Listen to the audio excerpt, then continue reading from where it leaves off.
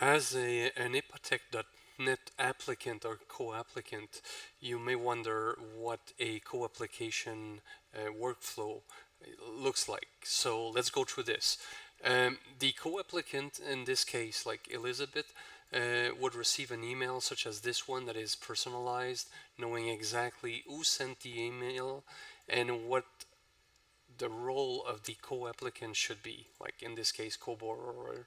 Uh, James Mitchell is actually a spouse of Elizabeth in this case. So one would start by accepting the application, and then before you accept, there's a couple of disclaimers here. It's sent by James Mitchell once again. What are the duties and responsibilities of a co-borrower is spelled out here. The data is actually not shared with the applicant, nor the data, nor the documents themselves. So there's a firewall between applicants and co-applicants.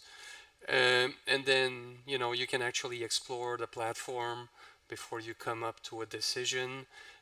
It's all there, and then you come back to here and accept. In this case, because these are spouse, they cannot decline. If the spouse doesn't fill up their own co-application, the entire mortgage application comes down. But for a co-signer or a guarantor, that's possible to decline here. But in this case, let's agree. There's more material to be found if we agree. So here, once again, it spells out the information exactly. If you have questions, contact your applicant directly, masking the information here. Um, First name and last name are not disabled because maybe the applicant doesn't have like the legal name correctly. So it has to be like the full legal name there. So that stays open. So let's start filling up some information here. So let's say here, date of birth would be like 0101 1980. Nationality United States. Right here. Country of residence, same here. United States.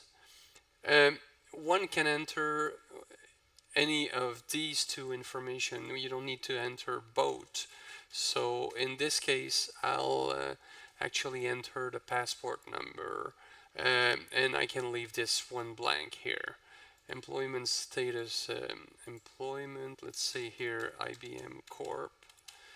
Here, job title, software engineer, there, and years employed, let's say 8.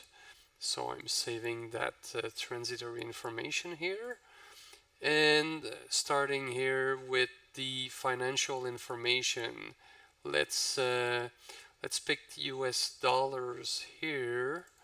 Annual income 75,000. Other, let's leave that. Monthly expense, it's important between spouses that one of both um, cover the expenses, but not both. In this case, the applicant covered the expenses, so we're good there. Here, total assets, let's say $160,000, and liability, let's say 23,000 here. So that would be about how it goes there. Let's go to documentation here. Um, so once again, one can upload the passport or I actually did that a bit before. The document gathering is actually the most cumbersome process for a co-applicant, and that's true for the applicant also. So I allow the person that has to fill that to send himself a checklist to actually walk around and have a reminder of all the documents to acquire. So like, let's say here, valid passport, I already uploaded this here. The proof of income already uploaded it, and I explain in as much detail as possible the all the requirements related to the documentation, and I also explain what we verify on each document. So proof of address, that's already uploaded, bank statements, employment verification letter. So you see, there are two banks that actually want that, and we can see which banks they are. Um, so the letter of employment here, so I upload that. Driver's license, once again, like who wants to see that? I can have access to that here. So the driver's license is here.